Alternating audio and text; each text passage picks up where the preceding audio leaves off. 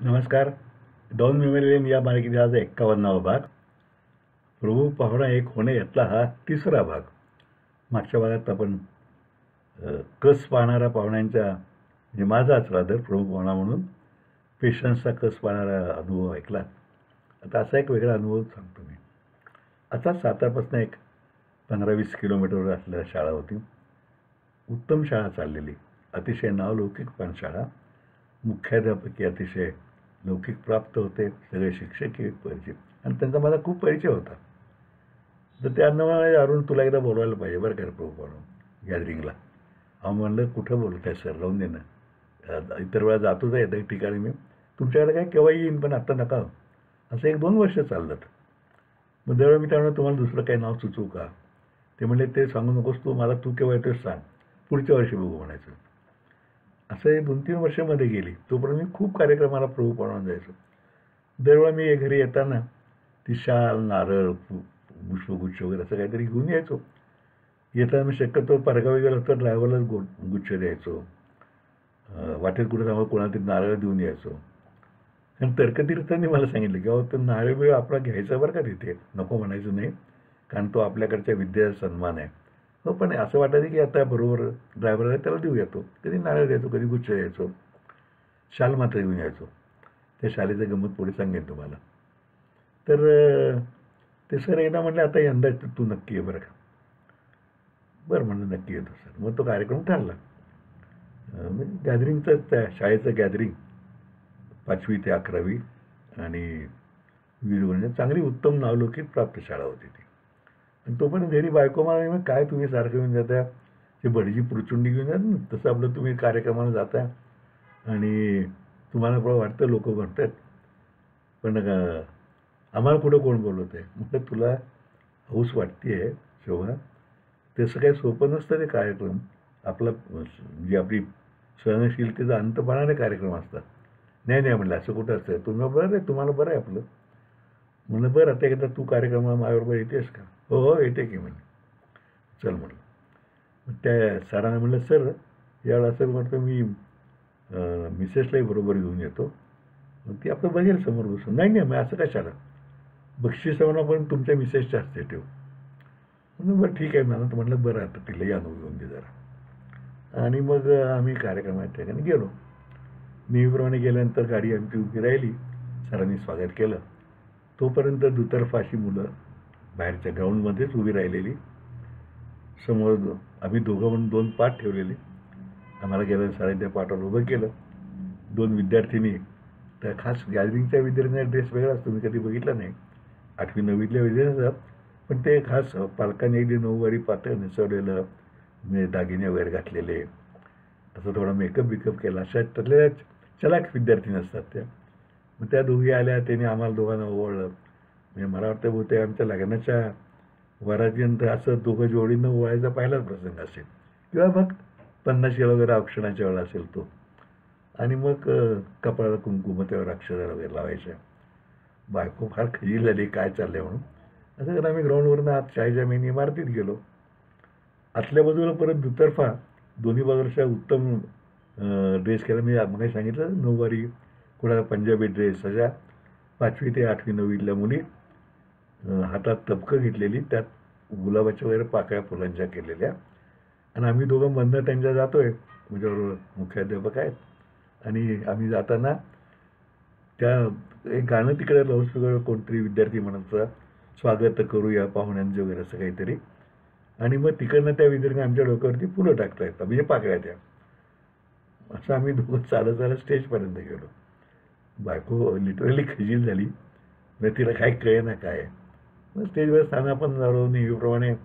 बरं ते सर परिचित असल्यामुळे त्यांनी जरा जास्तच माझं कौतुक केलं. सत्कार झाले आमच्या दोघांचे. तिथल्या शाळेतल्या ज्येष्ठ मुख्याध्यापकांनी माझा सत्कार केला, तिथल्या शिक्षिकेने पत्नीचा सत्कार केला. मग तिला साडी चोळी वगैरे असं झालं, कारण मी काय मानधन घेत न सरांना माहीत होतं, आणि मित्र असल्यामुळं गाडी बिडीचा काही प्रश्न नव्हता. आणि मग मला शाल, श्रीफळ हे सगळं झालं. मग अहवाल वाचन वगैरे सुरू झालं. मग विद्यार्थ्यांना गुणदर्शन झालं. असं झालं 1-2 तास गेले की मग माझं भाषण झालं. मग जरा सरी ते रसिक होते, म्हणजे माझे मित्र. नाव नाही सांगत मुद्दाम. आणि त्यांनी आधी उत्तम भाषण केलं तर मग आपल्याला जरा सुरसुरी येते ना. त्या आपल्या आधीच्या समजा एखाद्या संगीत मैफल चालली आहे, आधीचं गायक तगडं गायला असलं तर पुढच्या गायला वाटतं नाही आपण त्याच्या इतकं चांगलं गायला पाहिजे किंवा मला जास्त चांगलं गायला पाहिजे. म्हणजे ठीक आहे, तर सरांनी इतकं कौतुक केलं तर आपण जरा सूर लावूया. म्हणून मी चांगलं तब्बल 25-30 मिनटं अर्धा तास भाषण केलं. वेगवेगळ्या कवितेचे अवतरणं, कुठं काय दे, कुठं अनुभव सांग, विद्यार्थ्यांना काय उपदेश कर, समर्थांची काय वचनं, असं करत त्यांना अर्धा पाऊण तास भाषण केलं. मुलं बिलं खुश, म्हणजे खरोखरीच खुश झाले. पालकही त्या ठिकाणचे रसिक होते. त्यांचा उत्स्फूर्त प्रतिसाद दिसत होता, म्हणजे चेहऱ्यांना कळत ना. हाताने काय विद्यार्थ्यांना टाळ्या वाजवायला लागतात मास्तर इकून केल्यानंतर, पण पालकांच्या चेहऱ्यावरती आपला प्रतिसाद दिसतो. आणि मग असं कार्यक्रम छान रंगला. मग पुढे अल्पोपहार होता. अल्पोपहाराचा आग्रह करून बऱ्याच ठिकाणी शाळा, मी ज्या ग्रामीण भागाच्या शाळेत गेलो, अल्पोपहार ठरलेलं असतं. म्हणजे एकतर शेवचिवडा वगैरे काहीतरी असतो आणि खारा पदार्थ नाही, गोडा पदार्थ, म्हणजे कधी पेढे असतात, कधी लाडू असतात, कधी बालुशा वगैरे असतो, काही वेळा फ्रूट्स असतात. त्यामध्ये शेव म्हणजे सफरचंद, केळं वगैरे असं काहीतरी. कार्यक्रम संपला तरी आपल्याला काय फारशी भूक वगैरे नसते, पण थोडंसं खायला लागतं. मग आणि चहा नसतो शक्यतो, कॉफी, म्हणजे पाहुण्यांना म्हणजे कॉफी द्यायला पाहिजे असं एक वाटत असतं. मग ते सगळं सागर संगीत पार पडलं. मग सरांनी आग्रह केला, आता गावायच तर ज्येष्ठच होते ते दोन्ही अर्थाने, आलायच तर जेवून जा घरी. म्हणलं नाही आता सर जातो, 8:30 होत आले. बरं घरी तर चल म्हणले. घरी गेलो सरांच्या. तिथं परत चहा झाला, गप्पा झाल्या, असं करत 9:15 वाजले. मग ते सर म्हणले थांबा जरा, म्हणजे उपशिक्षक मुख्याध्यापक येत आहेत, तुमचं सगळं ते शाल साडीचं वगैरे पॅक करून घेऊन येत आहेत. मग थोड्या वेळाने ते आले. मग त्यांनी आणखीन काही तुमचं भाषण कसं झालं, त्यात हा विषय कसा आला. मग त्यांनी ते सुद्धा MA होते.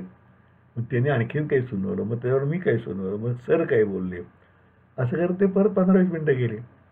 होता 9:15 आहे. आणि मग आम्ही तिथनं बाहेर पडलो. गाडी त्यांचं सरांची तिथनं बाहेर पडली. आणि बायको म्हणली, अहो काय तुम्ही करताय, कसलं कार्यक्रम. मला तर लाजेनं मेल्यासारखं झालं. म्हणजे आपण आपल्या लग्नात सुद्धा अशाच जोडीनं चालत गेलो होतो. म्हणलं फुलाच्या पाकळ्या काय काय. मला हे बघ, हे सगळं प्रमुख पाहुणा म्हणून गेलं ते सगळं करायला लागतं. तुला यायचं होतं ना, तू आलीस ना, आता हे सगळं आनंदानंच होत आहे. म्हणजे तर आपलं कौतुकच आहे ना. अहो बरोबर आहे कौतुक म्हणले, पण हे काय आहे आणि किती वेळ, 4 तास झाले की आपण निवडून परत आलो तोपर्यंत. मग म्हणून जातात ना तेवढा वेळ, पण इतक्या लोकांना आपण आनंद दिला का नाही. ती म्हणजे बरोबर आहे, पण आपला वेळ गेला तर मला जाऊन परत स्वयंपाक केला पाहिजे. म्हणलं मग करायचं नसतं तर सरांना जेवायला आपण सांगितलं असतं, सरांच्याकडे जेवलं असतं. नाही म्हणे इतकं काय, त्यांनी एवढं प्रेमाने केलं आणि इतकं आपण नाही बसायचं काय. पण तुम्ही कसं काय जाता म्हणजे कार्यक्रमाला एवढं 3 तास ते ऐकायला. मला तर झोप यायला लागली. ती सगळं अहवाल वाचन हे होताना, मुलांचे गुणदर्शन, ते तुम्ही लक्षात ठेवून परत बोललात कसे की नाट्यजटा मुलांनी चांगली सादर केली, वाघ्या मुरळी डान्स सुंदर होता. म्हणजे सगळं करायला पाहिजे ना. आपल्याला त्यांनी बोलवलं आहे म्हणजे त्याचा आपण मान राखून तिथलं जे चांगलं वाटेल त्याचं कौतुक करायला पाहिजे ना. किरकोळ दोषला तोही दाखवायला पाहिजे. आपण म्हणजे हे सगळं करायला म्हणजे डोक्याला ताप आहे की, मग म्हणून ताप आहे की मग हा सगळा मान सन्मान स्वीकारायचा, तर तेवढा ताप सहन करायला नको का. हो पण म्हणजे तुम्ही असं कसं नाही जाता.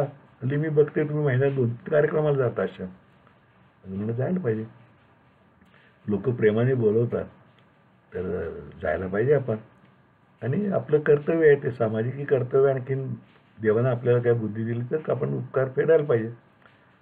आता पुढच्या कार्यक्रमाला तू चल ना माझ्याबरोबर नेहमी. आता तुला आलीस ना तू, तुला वाटत मी पाहुणे जाऊन तुम्ही फार मजा करताय वगैरे, तर पुढच्या कार्यक्रमाच्या वेळेस आम्ही सांगतो आम्ही शपथ घेतो म्हणून. बायकोने मेहरबानी करा, आता मी काही बोलणार नाही. तुम्ही कार्यक्रमाला महिन्यात 3दा जा, 10दा जा.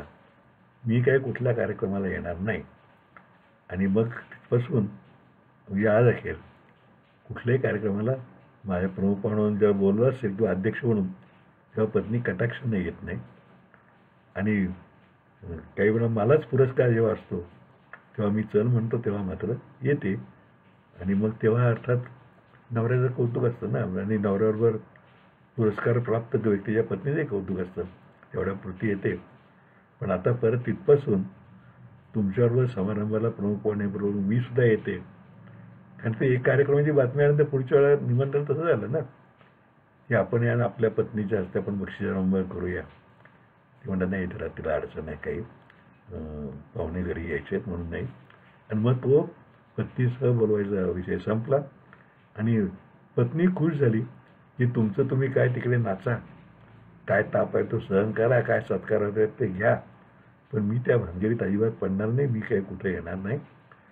म्हणलं बरं झालं, तुला जे वाटत होतं की आपला नवरा उगीच हे करतोय आणि त्या फार त्याला हे आहे, ते चणे खावे लोखंडाचे तेव्हा ब्रह्मपदी नाचे, अशी तिला म्हण सांगितली. मोठेपणा उगीच येत नाही आणि आपण काहीतरी सोसायला लागतं. तेव्हा तिथपासनं मात्र मी एकटाच कार्यक्रमाला जातो अजूनपर्यंतही. आणि पत्नीला मात्र समाधान वाटलं की आपला नवरा जातोय कार्यक्रमाला, चांगली गोष्ट आहे, आणि मला बोलवत नाही तर दुसरं समाधान. आज इथेच थांबूया. नमस्कार. उद्या पुढचा भाग.